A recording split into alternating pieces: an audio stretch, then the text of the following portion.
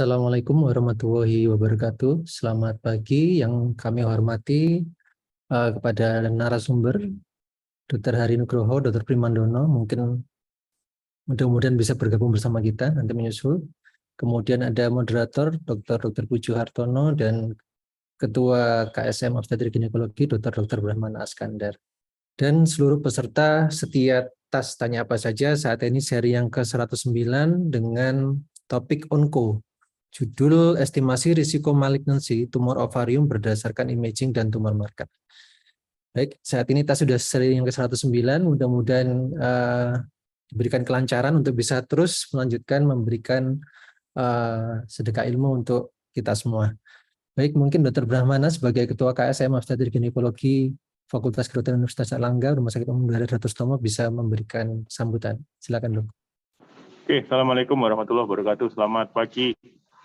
Yang terhormat Dr. Pujo, Dr. Hari Nugroho, dan kebetulan Dr. Primandono pas berhalangan mendadak. Dan khususnya semua partisipan yang setia mengikuti acara TAS dari minggu ke minggu. Sudah ke 1000 berapa nih ya Pak Pandu ya kira-kira ya. Jadi begini, untuk TAS itu monggo setiap hari Rabu jam 10 sampai 11 langsung login. Kadang-kadang masih ada yang bertanya, ini ada tas atau tidak, ada tas atau tidak. Ada terus, kecuali hari merah ya, atau mungkin nanti lebaran dan lain-lain. Tapi di luar itu pasti ada. Topik hari ini tentang estimasi dari imaging. Nah, nanti ditanyakan A sampai Z-nya ke beliau-beliau, pakarnya, mudah-mudahan menunjang kita lebih profesional sehari-hari. Demikian yang saya sampaikan, terima kasih selalu, sehat selalu semua. Wassalamualaikum warahmatullahi wabarakatuh. Waalaikumsalam warahmatullahi wabarakatuh. Baik, terima kasih Dr. Brahmana telah membuka acara sekaligus sekalian langsung saja kita masuk ke acara utama dengan diskusi akan dipimpin oleh moderator Dr. Pujo Hartono, SPOG Subspesialis Onkologi. Silakan Dr. Pujo. Baik, terima kasih. Assalamualaikum warahmatullahi wabarakatuh. Dr. Pandu, terima kasih. Dr. Brahmana, Ketua Departemen, Ketua ID, yang luar biasa, programnya setiap hari ada. Dan bagus-bagus, ya, apresiasi ya. Baik, Dr. Hari bicara, Dr. Anu nggak bisa ya, Dr. Wondi ya.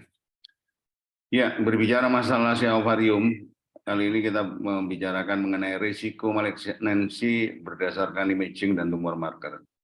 SEA ovarium ini, ya nggak tahu, saya pribadi males mangkel, kasihan ya kalau merawat SEA ovarium. Operasi SEA ovarium, aduh, saya bayangkan orang ini akan berkali-kali datang ke kita, berkali-kali di kemo, dan akhirnya berakhir dengan, kenapa? Karena ya stadiumnya rata-rata stadium lanjut, ya, rata-rata stadium lanjut dengan operasi yang complicated, mahal, ya, kemo dan sebagainya. Dan recurrence-nya luar biasa, dan makin lama recurrence-nya makin sering. Belum lagi komplikasi-komplikasi. Sementara yang dianut sekarang nggak ada screening untuk SEA ovarium nggak ada, kalau SEA cervix ada. Cuman saya khawatir anggapan ini menjadi semacam yos apa jenenge wis wayahe kan, kalau SEA ovarium datang stadium lanjut. Mestinya tidak seperti itu. Jadi saya kepingin memicu bagaimana kita mencari ya parameter yang kira-kira mungkin. Toh sekarang semua orang bermain USG. Nggak ada dokter SPOG yang nggak pakai USG. Bahkan dokter umum pun juga. Kita mungkin bisa memanfaatkan bukan screening. Kalau screening itu kan high cost yang massal. Tetapi paling tidak early detection atau case finding. Jadi mengetahui kasus sedini mungkin. Tentunya tidak dengan berlebih-lebihan, ya. Nanti semua modalitas dipakai, USG, CT scan, MRI, dan itu malah kadang-kadang menakutkan.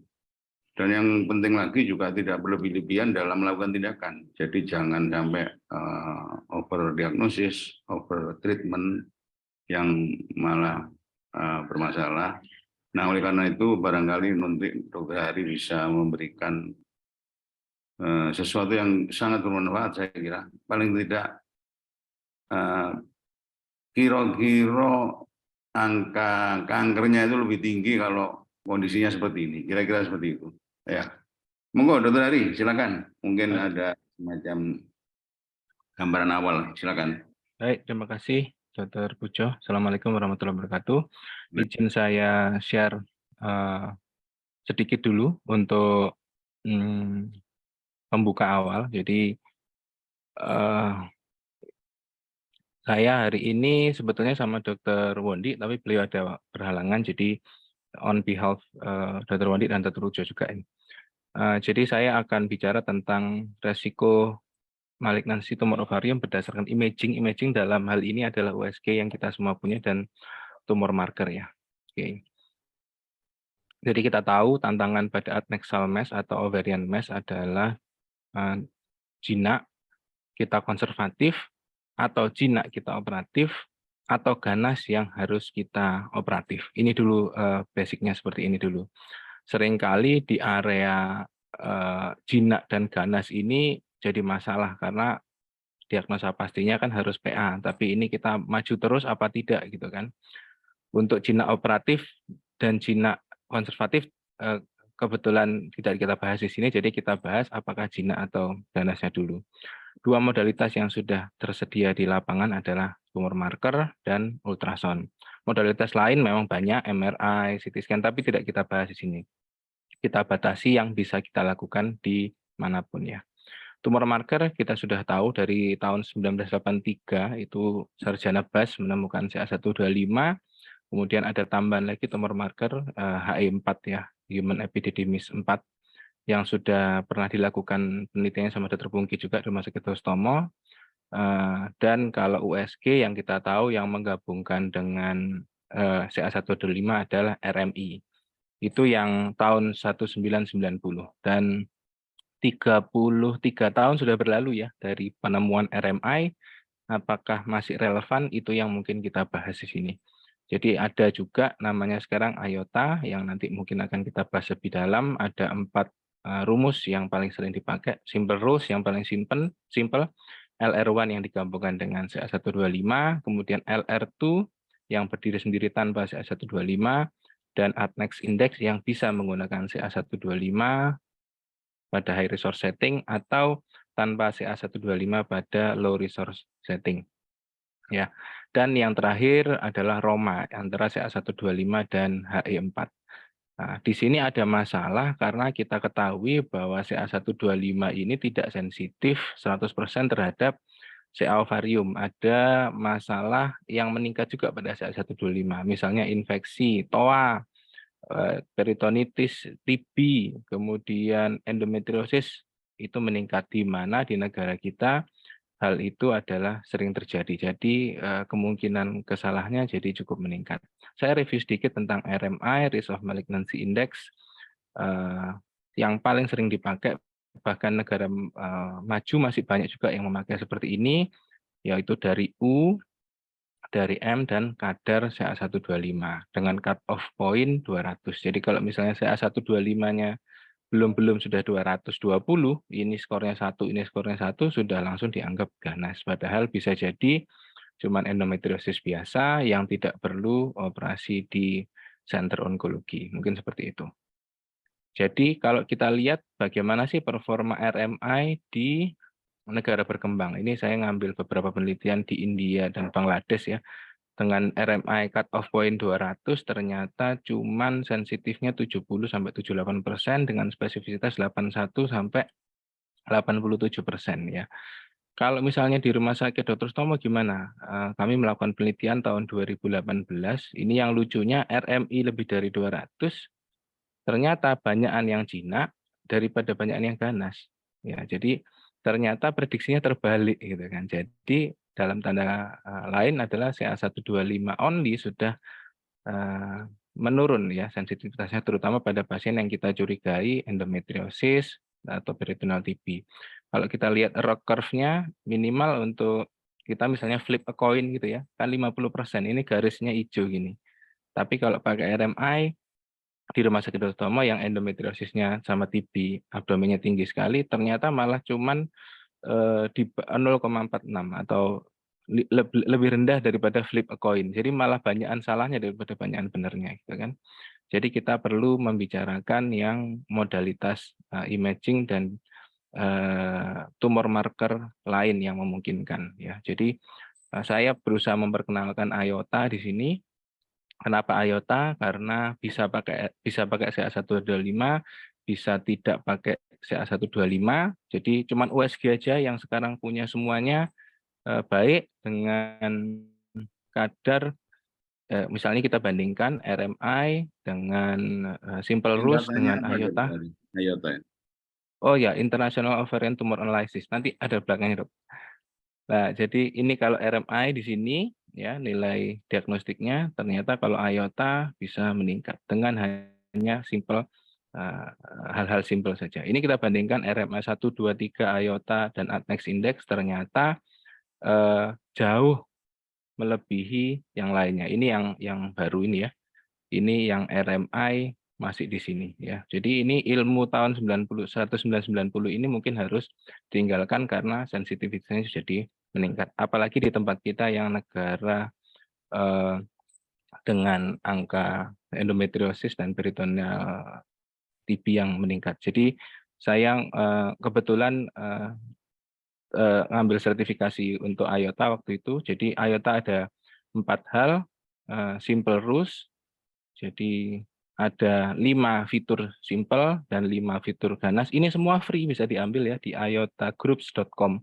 Jadi bisa dipelajari sendiri dengan simple things ini. Misalnya ada fitur jinak seperti ini gambarnya. Dan fitur ganas seperti ini gambarnya. Nah, ini kalau ternyata ada 1 fitur jinak atau 1 fitur ganas, ya itu sudah diklasifikasikan sebagai jinak. Ada aplikasinya gratis juga, bisa di-download di sana. Di install seperti ini. Kalau misalnya ini ada fitur jinaknya 1 atau lebih, kemudian dikalkulasi dia hasilnya benign. Ya, jadi ini dengan akurasi lebih dari 90% dia benign. Begitu juga kalau misalnya fiturnya ganas yang tadi didapatkan, dikalkulasi dia keluarnya malignan. Oh, ini malignan, baru perlu dirujuk ya. Ada juga yang LR1, ini datanya dimasukkan semua aja.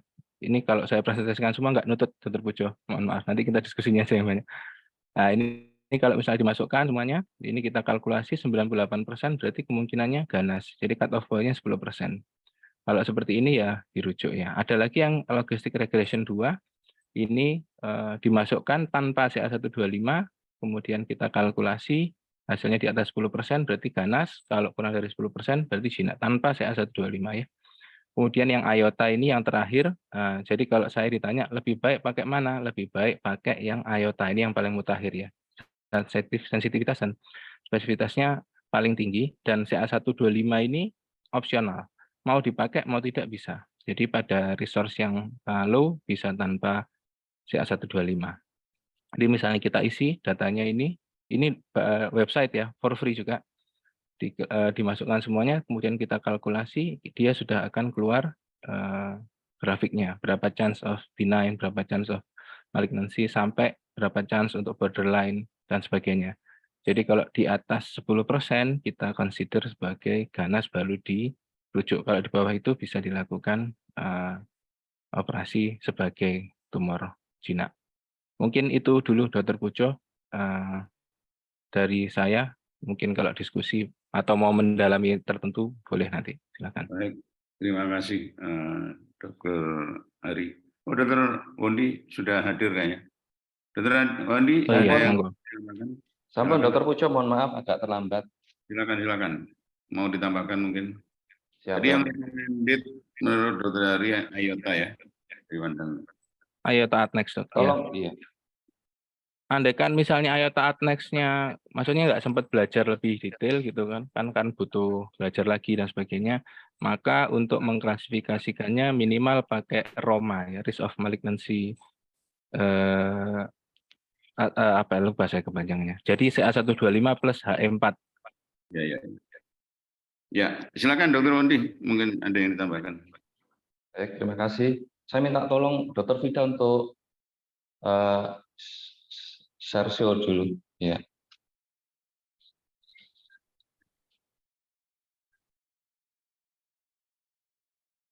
Baik, yang saya hormati senior-senior, guru-guru kami, dan teman saya semua. Jadi untuk kesempatan ini kita tentang hal ini. Slide. Kemudian yang pertama adalah sudah dijelaskan Dr. Hari tadi tentang RMI dan IOTA Index, di mana RMI sensitivitasnya 79%, spesifitasnya 81%. Slide. Kalau IOTA Index sensitivitinya, slide lagi, 97% dan spesifikasinya 71%. Slide. Nah, jadi ini evolusi dari perkembangan biomarker ovarium. Jadi sejak tahun 65 CEA itu awalnya untuk kanker kolon. Tapi mulai tahun 76 CEA juga sebagai marker ovarium. Kemudian tahun 81 CA125, 2008 HE4, 2009 itu OVA1, 2010 Roma, 2016 Overa. Ya, kita bisa lihat di bawah ini tidak ada sensitivitas yang sampai 100% ya, yang di atas 90% ya sekitar OVA1 dan Overa ya, dan spesifitasnya ya tetap CA125 ya, walaupun dia itu sensitif tapi tidak spesifik. Kalau dibanding yang lain kurang lebih sama ya, Roma juga bagus. Slide. Untuk Roma yang perlu kita ingat ya, risk of ovarium malignancy algoritma, cut off-nya pada premenopause itu 11,4%, pada postmenopause cut off-nya 29,9%. Slide. Nah, ini kami membahas tentang OVA1 dan Overa. Jadi ada beberapa poin yang kita perhatikan. Jadi pada OVA1 yang baru keluar sekitar tahun 2009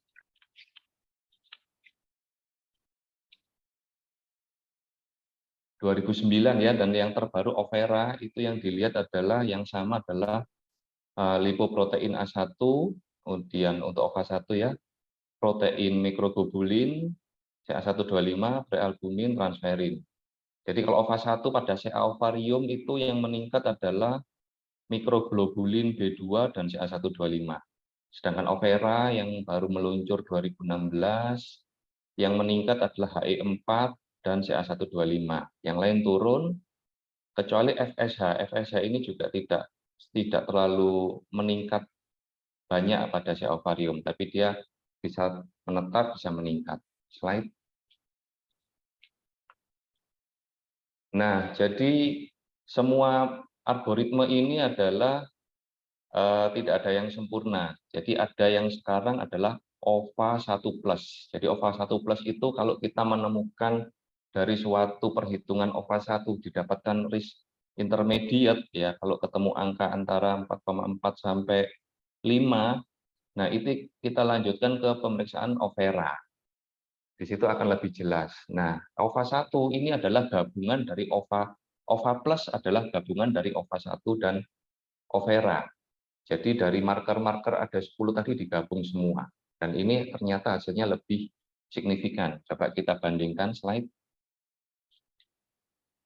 Nah, jadi kalau kita bandingkan dari CA125 sampai kemudian OVA1 dan kombinasi OVA+ yang digabung Overa, maka kemampuan untuk mendeteksi suatu kanker itu hampir 100%, yaitu 98%. Jadi gabungan dari OVA1 dan Overa, kita sebut OVA1+, ini untuk mendeteksi kanker ovarium sangat relevan dan ya cukup akurat. Jadi ya memang ini belum banyak kita praktekkan di Indonesia karena pemeriksaan ini juga butuh biaya. Oke, slide. Jadi sebenarnya bagaimana sampai suatu antigen yang dihasilkan suatu kanker bisa dideteksi oleh darah, itu memang agak complicated ya. Jadi memang CA125 ini bagian dari MUC16. Jadi MUC16 itu ada 3 domain, C-terminus, N-terminus, dan tandem repeat. Yang kita sebut nama lainnya adalah CA125 ini. Jadi MUC16 itu suatu glikoprotein ya dia dipotong oleh sel kanker yang menembus transmembran glicoprotein sehingga epitop CA125 itu terlepas sehingga dapat dideteksi oleh darah, dan itu yang kita manfaatkan. Slide. Nah, ternyata ada sel kanker yang CA125-nya rendah, tumor markernya rendah.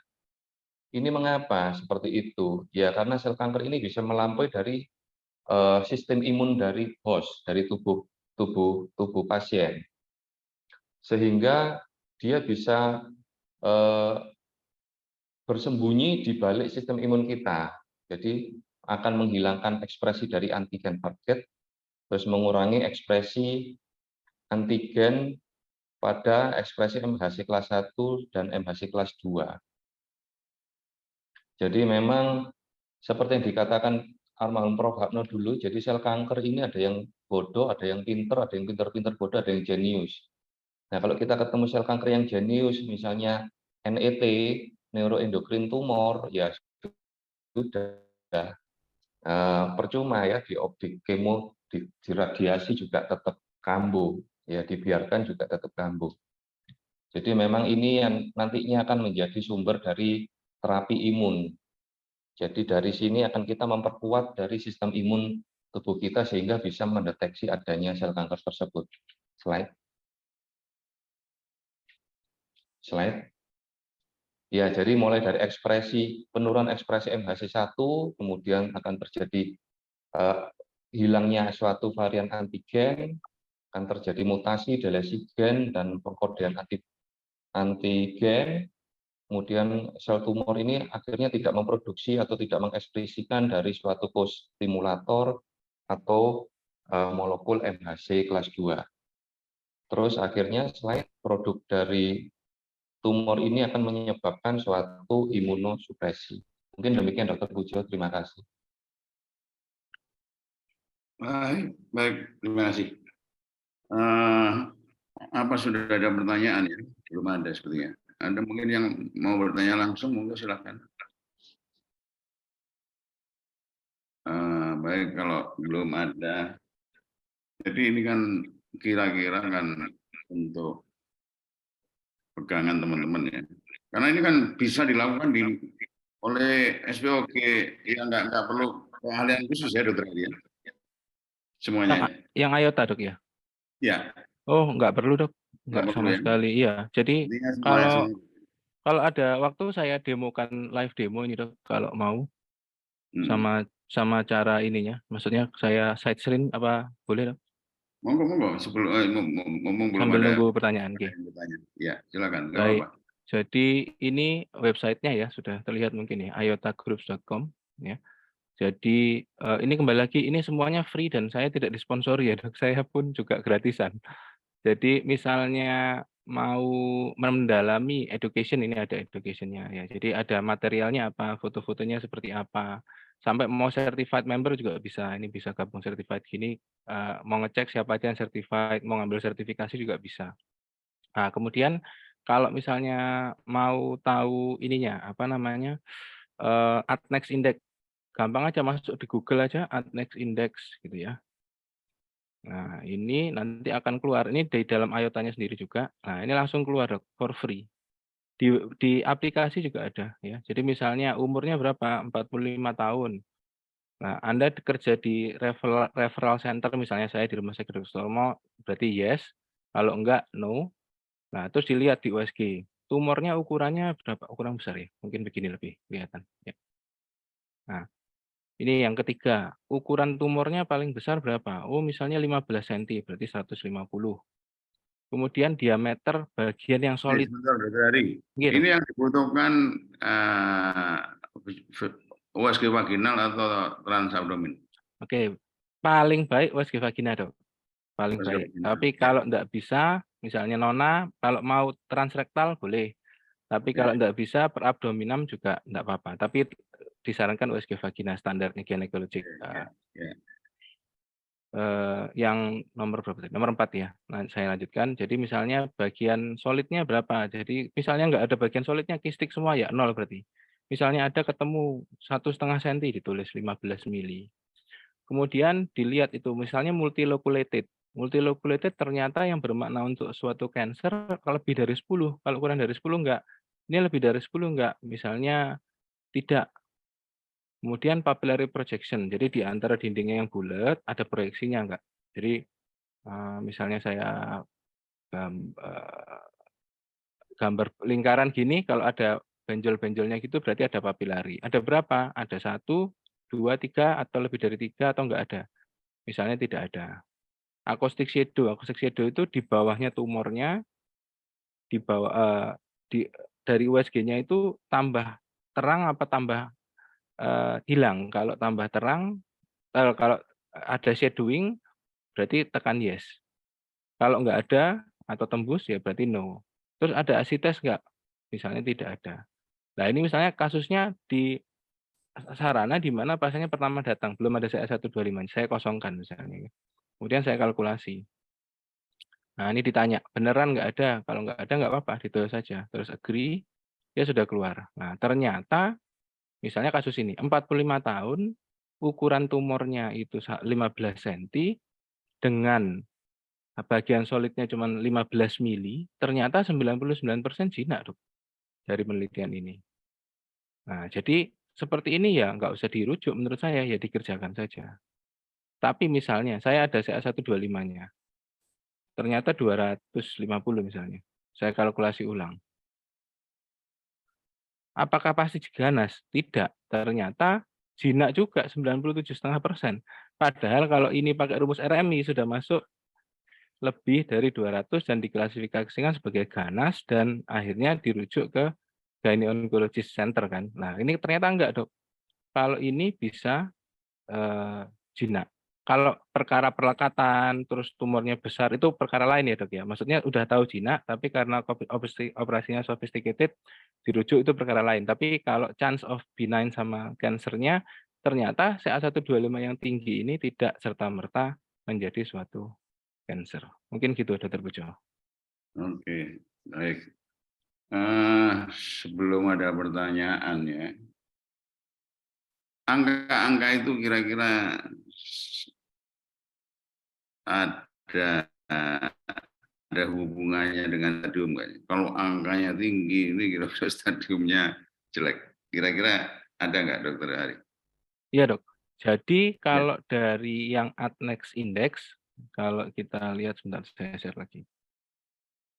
Hanya Adnex Index yang dilengkapi dengan stadium risk of stage.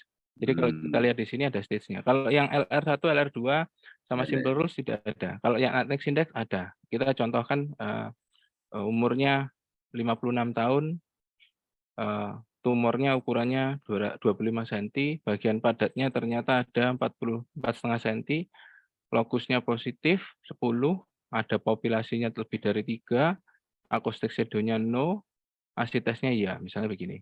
Kita kalkulasi. Ternyata berubah, Dok. 96% adalah suatu cancer. Nah, kira-kira dengan data seperti itu, stadium 1-nya berapa resikonya? 17,5% stadium 1, 36% stadium 2 sampai 4. Jadi dari sana pun udah tahu kita, oh ini mungkin advanced stage. Operasinya mungkin tidak bisa surgical staging, tapi mungkin primary debulking kalau memungkinkan. Dan ada 4,6% risk sudah metastasis jauh beyond abdomen. Gitu, Dr. Pujo. Baik, terima kasih, Dr. Hari. Belum ada pertanyaan ini ya? Belum, Dok.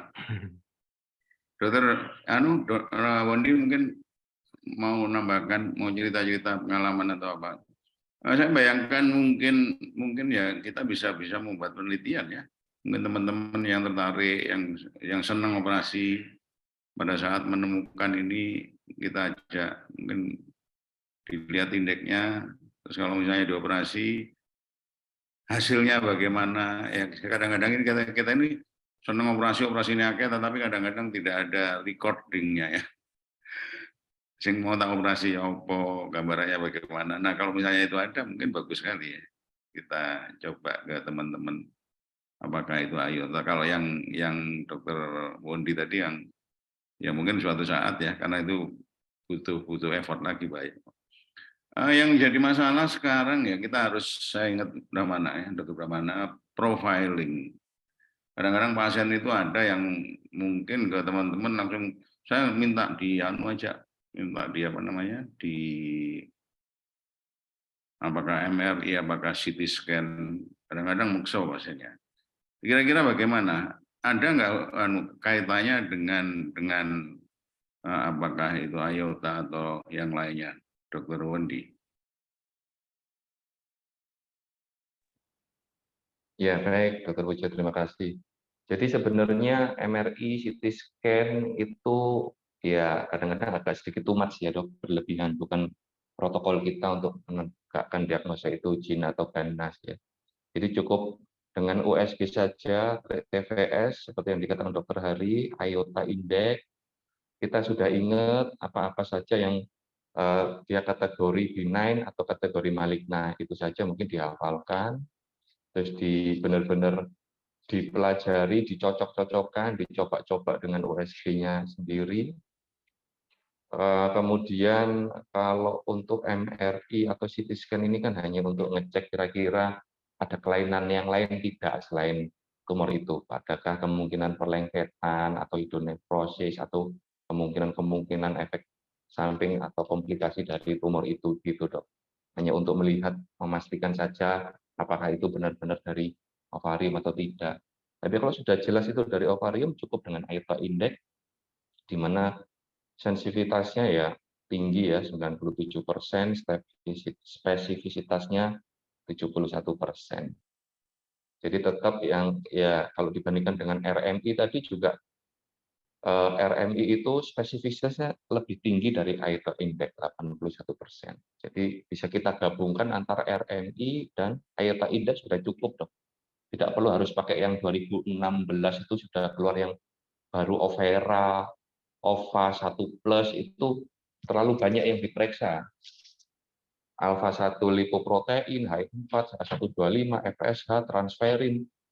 Ya mungkin tidak semua laborat juga bisa dan biayanya juga lebih mahal. Jadi sebenarnya cukup memanfaatkan tumor marker CA125 yang cukup sensitif tapi tidak spesifik. Jadi kadang-kadang tumor marker CA125 juga bisa meningkat pada kehamilan, pada infeksi, pada endometriosis. Ya, kadang-kadang kita pernah pengalaman kista coklat pecah, CA125-nya sampai 2000. Sebelum operasi sudah mikir ganas, ternyata begitu dibuka kista coklat pecah. Jadi memang kita perlu alat lain, deteksi lain selain CA125. Demikian mungkin Dr. Pujo. Ya, terima kasih. Ada pertanyaan saya kira di Vaskes 2. Biasanya tidak bisa periksa CA125 kalau BPJS. Kembali lagi ke BPJS.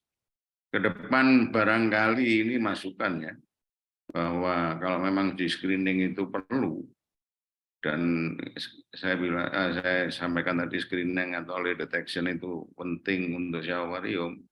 Mungkin ini bisa dimasukkan jadi bahwa pemeriksaan CA125 itu sebagai bagian dari pemeriksaan.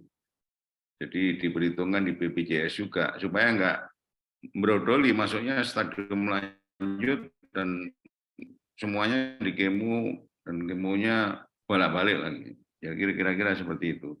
Kira-kira bagaimana, Dr. Ari? Kalau lihat IOTA tadi, kontribusi CA125 juga ada ya.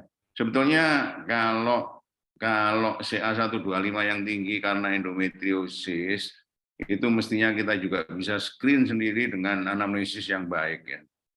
Dengan nyeri atau infertil atau saya kira semua teman-teman sudah tahu.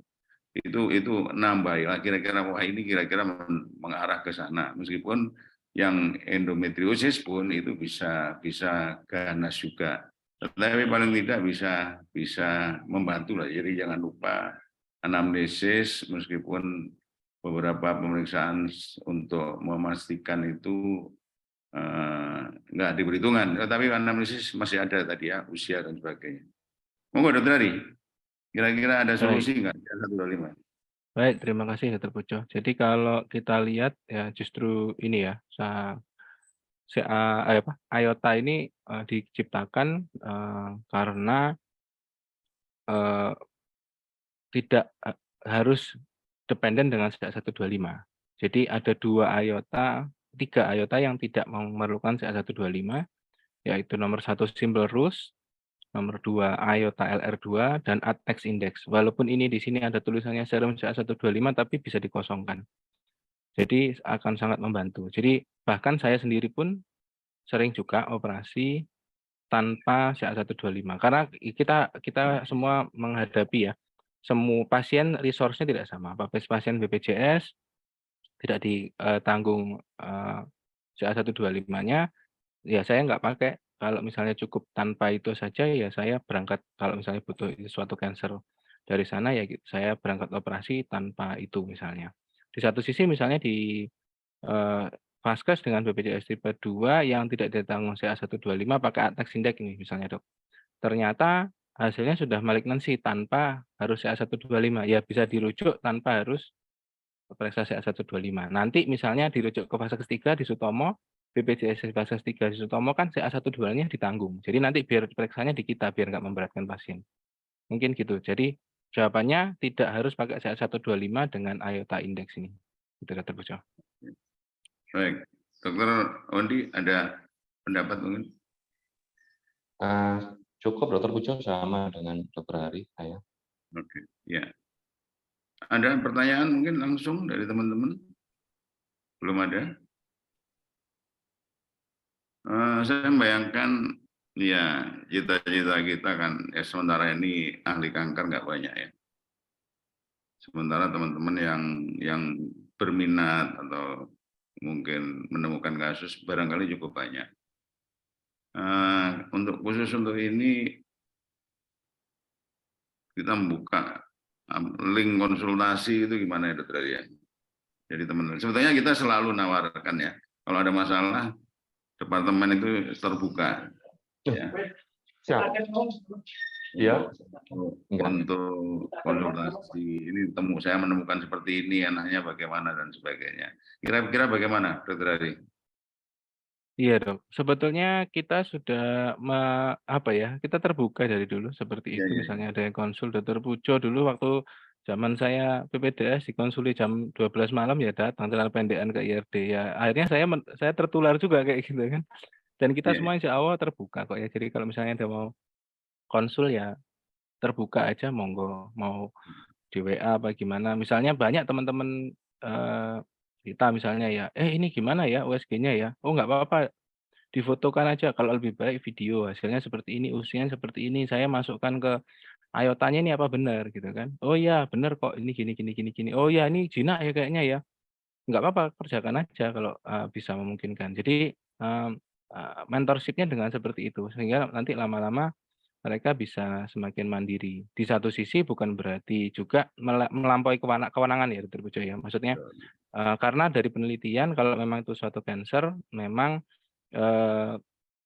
outcome terbaik adalah kalau misalnya dikerjakan gynecologist. Tapi ternyata pada prakteknya di sini tidak 100% yang dirujuk itu suatu cancer karena itu diciptakan IOTA ini. Dan saya berusaha membuat IOTA ini lebih membumi karena lebih murah dok, karena nggak ada biaya apapun.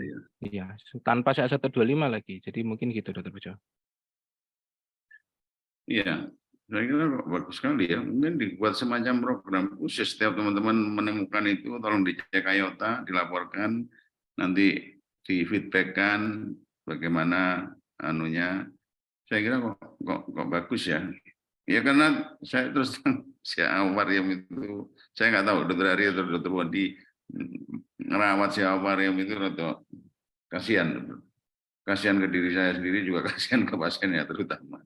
Baik, ini rupanya ada pertanyaan lagi nih.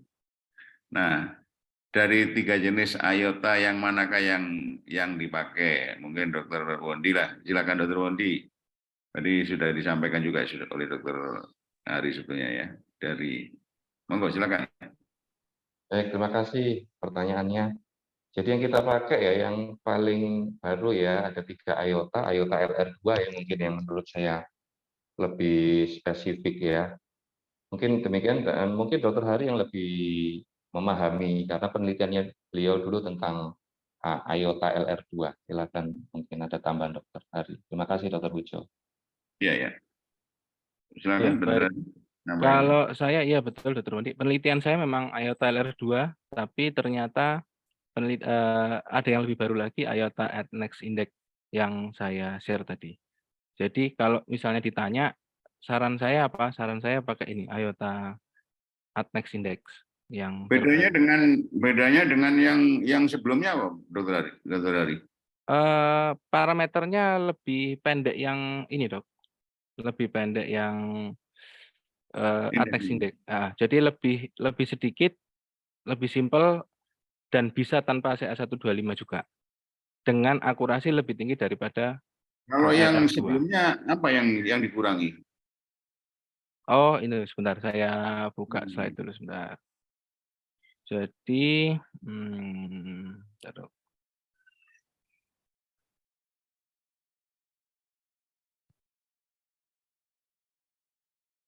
Kalau ini yang LR2, Dok. Ya. Di LR2 ini ada 6 poin. Umur, asites, papilasi, dan sebagainya. Kalau LR1, ini ada 12 poin ini. Tapi ada CA125-nya. Nah, kalau LR2 6 poin ini dibandingkan Next Index yang 9 poin, kalau tanpa CA125 berarti 8 poin, itu ternyata akurasinya lebih tinggi yang Next Index. Tapi kembali lagi, kalau ditanya 3 jenis IOTA mana yang dipakai, kalau saran saya adalah yang Next Index. Tapi saya paham, saya sendiri dulu waktu belajar awal-awal, waktu saya belajar awal belum ada Next Index ya, masih simple rule sama LR1 waktu itu. Baru berkembang LR2 dan seterusnya. Belajar LR1 itu bingung gitu kan. Jadi kalau ditanya progressionnya gimana? Ini saya mau belajar hysterectomy ya harus bisa SC dulu kan progresnya gitu. Sama kalau mau buka websitenya, buka yang simple rules dulu Dok. Basicnya di sana. Jadi ini misalnya saya bukakan websitenya ini. Nah ini for free ya. Masuk IOTA Group Education, ada educational material. Nah simple rules itu ini. Nah simple rules kayak gini. Unilocular cyst, ada ini, atau malignansi ini, dibaca nanti, oh ada ini berarti ganas, oh ada ini berarti jinak, gitu kan. Nah berarti terus ada fitur ganasnya dirujuk. Sambil belajar, N-nya nambah, belajar velocimetry, belajar lihat pattern ini, nanti akan mulai ada feel yang bisa ngukur solid tumor seperti apa, yang disebut papillary projection itu apa. Nah, misalnya ini ya, apa yang tadi dibilang, ada papillary projection enggak? Ada. Apa maksudnya? Kalau ada proyeksi dari dinding yang irregular maupun reguler yang lebih dari 3 mm dari basisnya, ya itu harus diukur. Nah, itu kan sebetulnya doable, tapi harus butuh jam terbang, Dok. Nah, jam terbangnya dari yang simple rules dulu. Jadi saran saya kalau mau belajar, simple rules dulu, kalau udah mulai oke, belajar lebih detail, belajar yang Next Index gitu. LR1, LR2 bisa di-skip sekarang menurut saya, nggak apa-apa. Itu Dr. Pujo. Oke, baik. Terima kasih. Mungkin bisa dibuatkan ini Dokter Pujo, workshop Dok, untuk ini. Ya, saya kira menarik ya. Iya, untuk belajar sama-sama. Ya, siapa yang berminat mungkin ya. Teman-teman yang berminat ya. Tapi saya kira pastilah kalau gesta ya artinya supaya tidak over atau under diagnosis dan over atau under treatment kira-kira pas lah. Supaya ya apalagi di era sekarang nanti kalau terjadi apa-apa malah ribut. Pertanyaan saya mungkin Dokter Hari, Dokter Wondi, ini kan nggak semuanya ya. Yang pengalaman yang mungkin punya pengalaman, IOTA-nya itu meyakinkan ini ganas atau sebaliknya. Tetapi ternyata hasilnya berbeda. Yang IOTA-nya ganas ternyata jinak. Itu biasanya karena apa? Karena penyakit apa atau karena apa? Mungkin ada pengalaman Dokter Hari atau Dokter Wondi. Monggo. Ya, mungkin saya dulu Dok ya. Ya, seperti yang dikatakan Dr. Wondi, ini tidak sempurna. Tidak ada alat diagnostik yang sempurna. Yang sempurna kan patologi anatomi. Bahkan patologi anatomi juga dikatakan tidak 100% ya. Jadi, tapi kita kan goal stand-nya ke sana. Jadi ada nggak miss? Pasti ada. Kalau saya ditanya aorta adnex saya pernah miss nggak? Oh pasti pernah. Orang operasinya banyak, berarti yang miss-nya juga ada pasti kan. Jadi angka miss-nya mungkin kurang dari 5%, mungkin kurang dari 2% ya. Biasanya dok, satu yang TB Jadi abdomen yang sering. yang curiga ganas ternyata bukan ganas. Iya, betul dok. Iya. Nomor satu Biasanya apa? yang bikin kacau TB abdomen dok. TB, oke. TB abdomen itu seringkali gambarannya ada yang menyerupai papil-papil. Jadi ada nekrosis kaseosa, apa namanya, dengan gambaran papil-papil itu. Asites juga ada biasanya Asites juga ada, loculated. Nah, loculated asites yang terlokut-lokut itu kesannya dianggap locus multiloculated adnexal mass, padahal loculated asites. Nah, itu karena kan ini diciptakannya di itu dok, di Belgia sama siapa namanya, Dirk Timmerman. Nah, di Belgia nggak ada TB dok, jadi nggak dimasukkan ke sana itu. Oke, endometriosis yang berat mungkin bisa Endometriosis juga. yang berat, ya endometriosis yang pecah, sama tubuh ovarial abscess dok. Ya.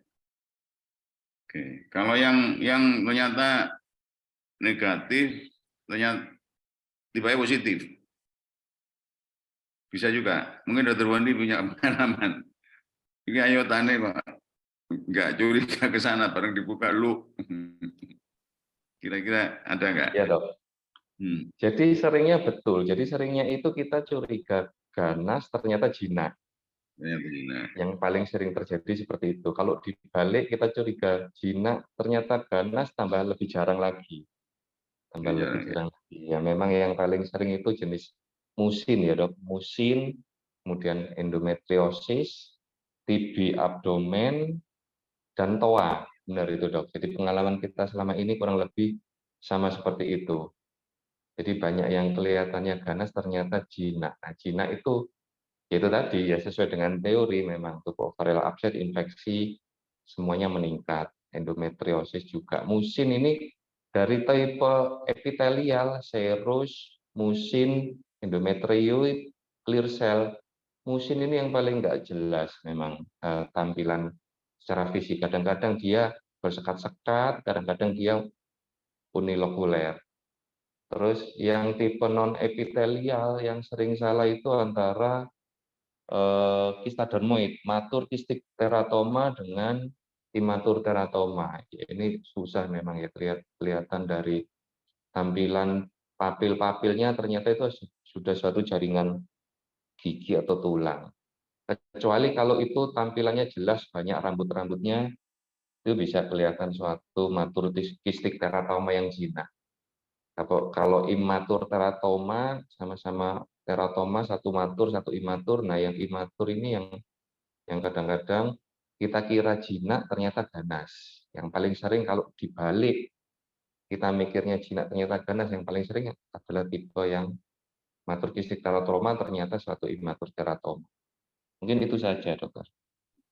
Baik, terima kasih. Belum ada pertanyaan ya? Dokter Pandu, belum ada pertanyaan atau ada yang mau bertanya langsung mungkin? Itu ada yang belum dibacakan dok, maaf, yang cara penulisan aorta itu dok. Oh, monggo, silakan. Jadi Cara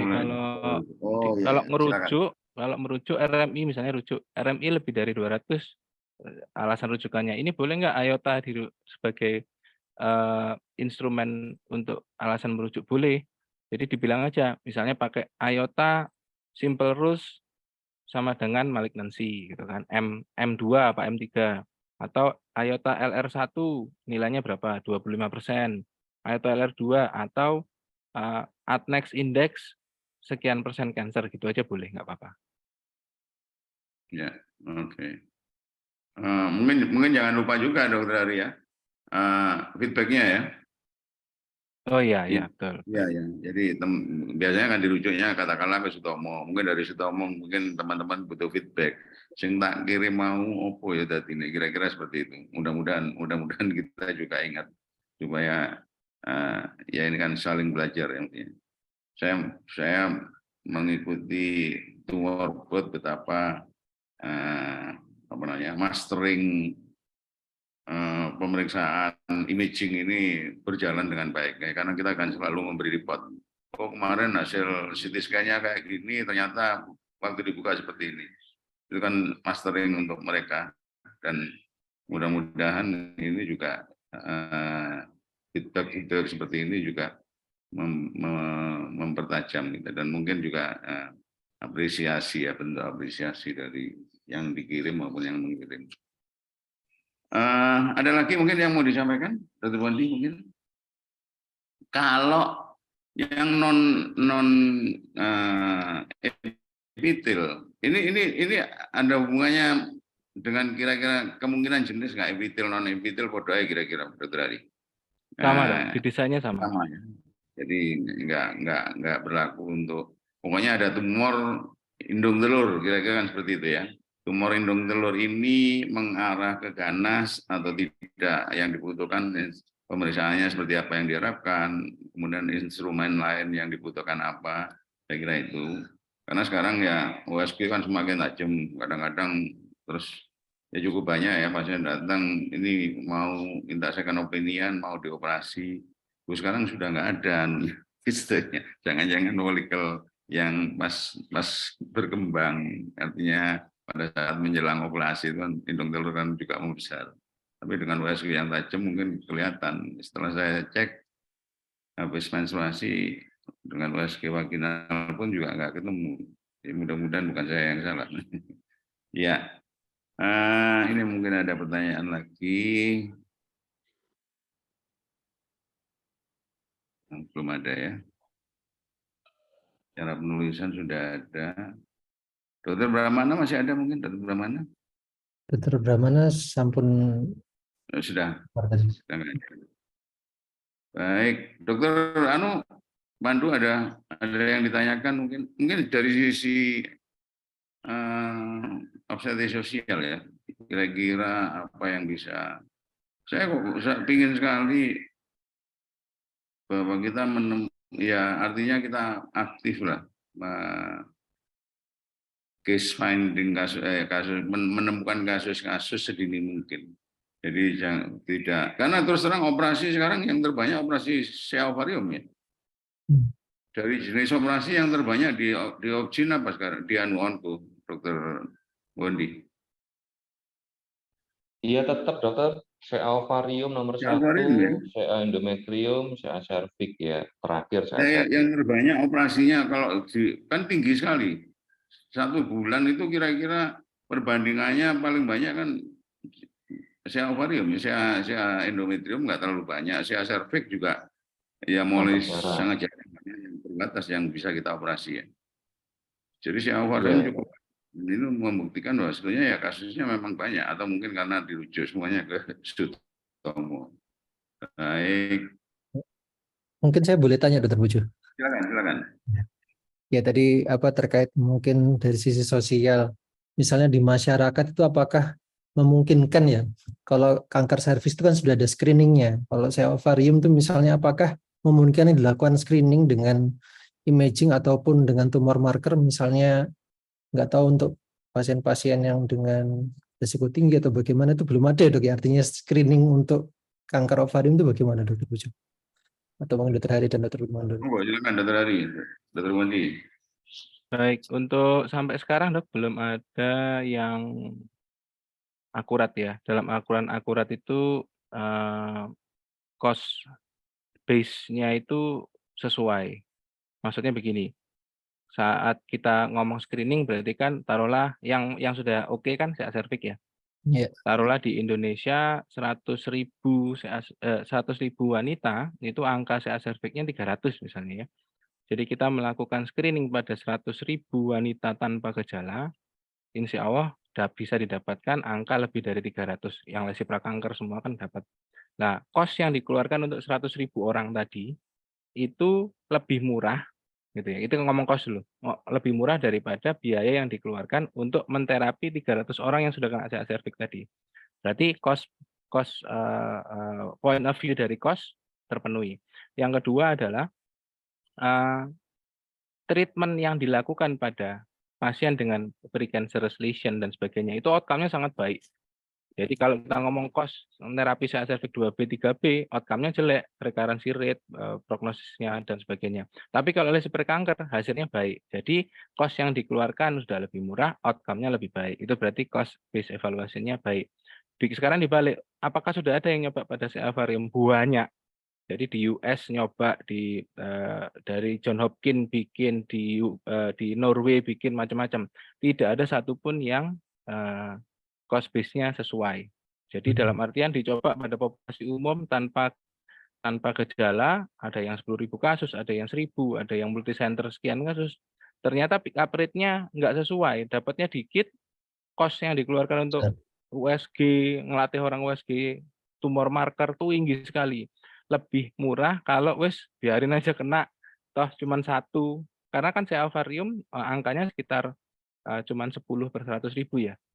Oh, biar kena 10 di terapi lebih murah daripada nge-screening 100.000 atau lebih orang itu. Mungkin gitu, Dr. Pandu. Kalau misalnya screening memakai pemeriksaan yang sophisticated itu costly, apakah misalnya ada screening memakai gabungan antara anamnesis, pemeriksaan fisik, atau pemeriksaan lab yang mungkin tidak terlalu high cost, Dr. Hari? Mungkin. Dan dari sekian tadi yang sudah diteliti, disebutkan Dr. Hari, itu mana yang paling bagus ternyata untuk screening? Seandainya screening pun tidak bisa, apakah ada deteksi dini gitu mungkin, Dr. Hari? Jadi artinya CA yang stadium awal ada deteksi dininya begitu. Jadi tidak sampai ke stadium lanjut.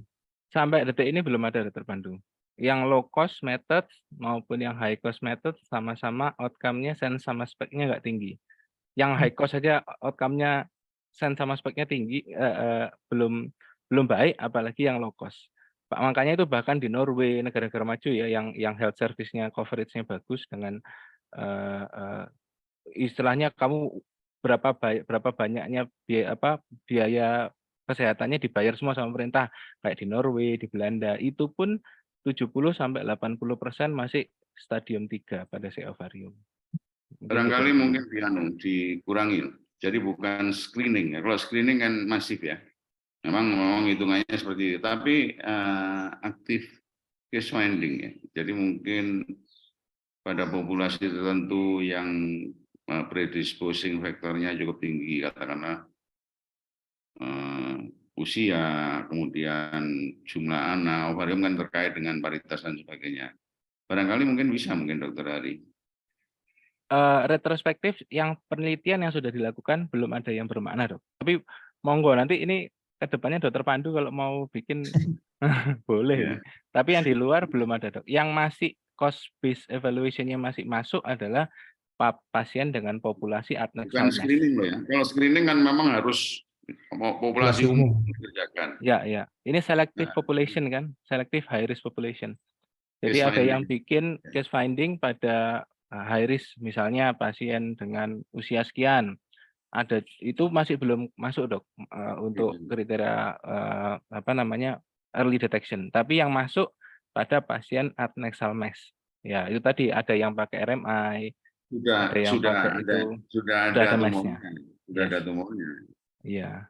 Nah, itu ya enggak rata-rata ya stadium 3, susah memang, Dok. Enggak ada gejalanya, anjing. Iya. Dr. Wondi ada tambahan mungkin, Dr. Wondi?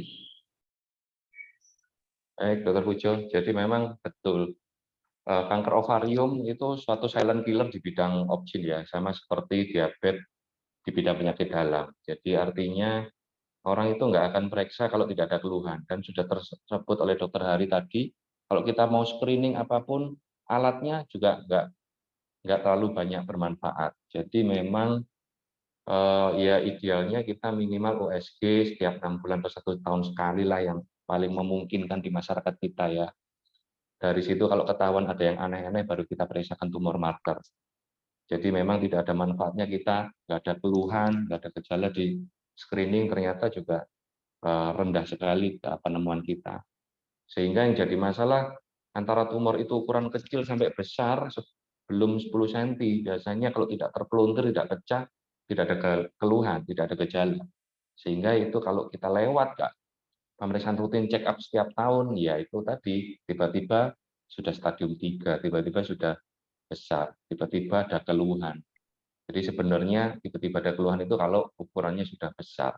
Kalau ukurannya masih kecil-kecil, tidak ada terinfeksi, tidak pecah, tidak terpelintir, ya lewat begitu saja.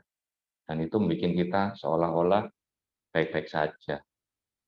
Ya ini masalah klasik ya Dokter Pujo. Discomfort ya mungkin ya.